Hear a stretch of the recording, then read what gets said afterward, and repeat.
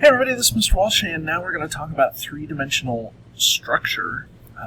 And in order for us to get three-dimensional structure down, we have to make sure that we are good at drawing Lewis structures.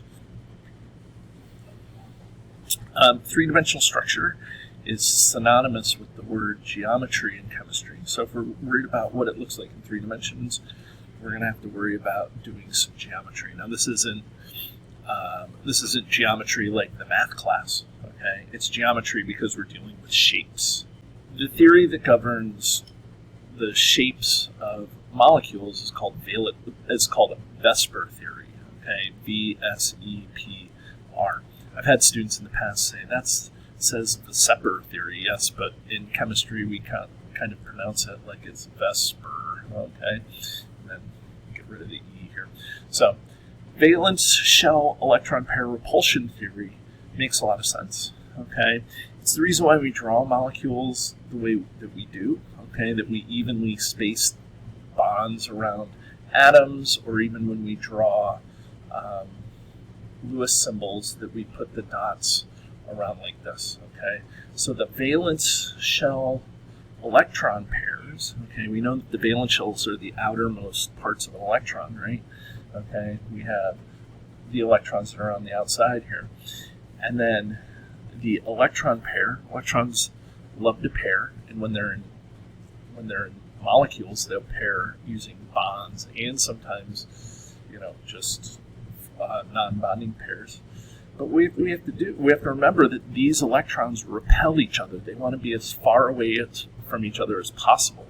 So if I have a structure that is, let's say, carbon with chlorine and chlorine and chlorine and chlorine, we don't draw that like this. Those electrons all want to be as far away from each other as possible.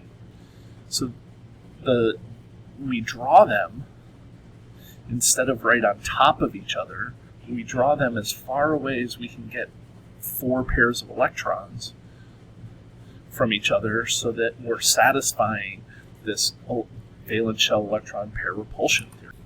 The first example that we'll have, I'll go into a little more detail, is that when we're dealing with this, electrons want to be as far away as they can from each other.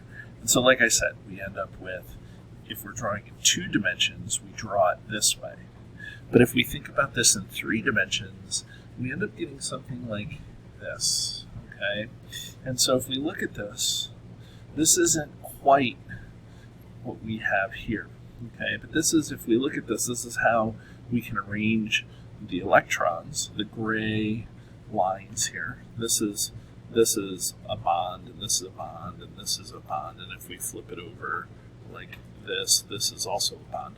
And so we can see that this arrangement isn't quite this. Okay, the angle, if we look, let me make it like this. If we look, this angle is greater than 109, or is greater than 90.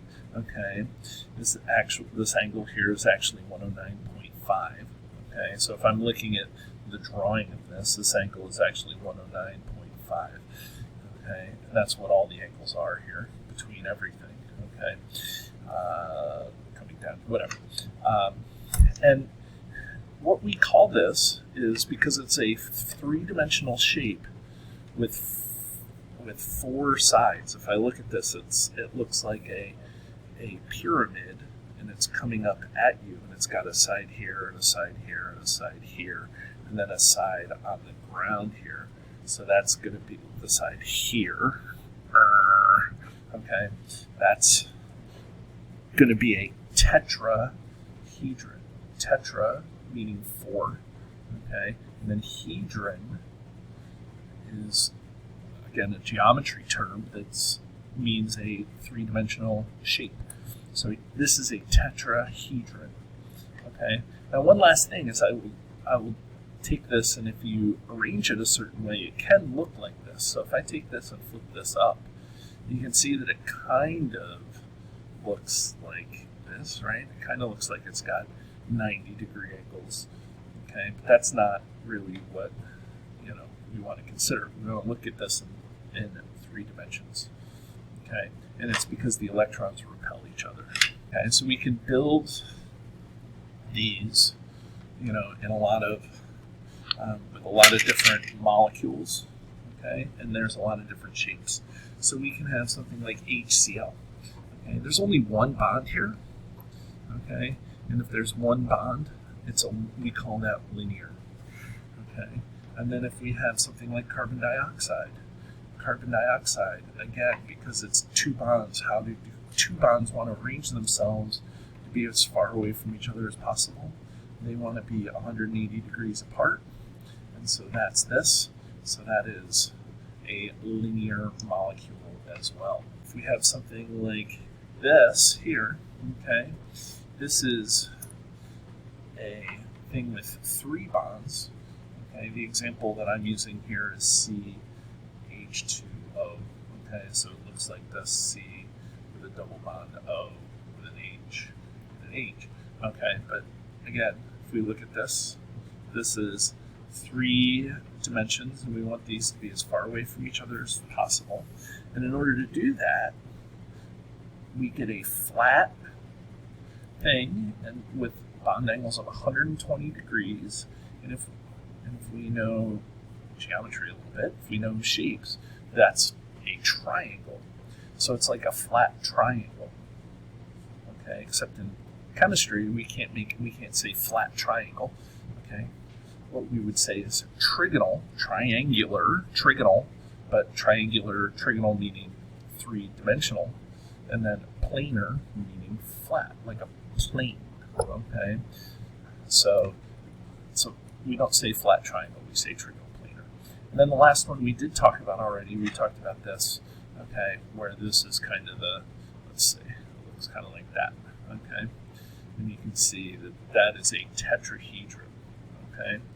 So one of the things you probably want to do is make sure that you have this written down, okay?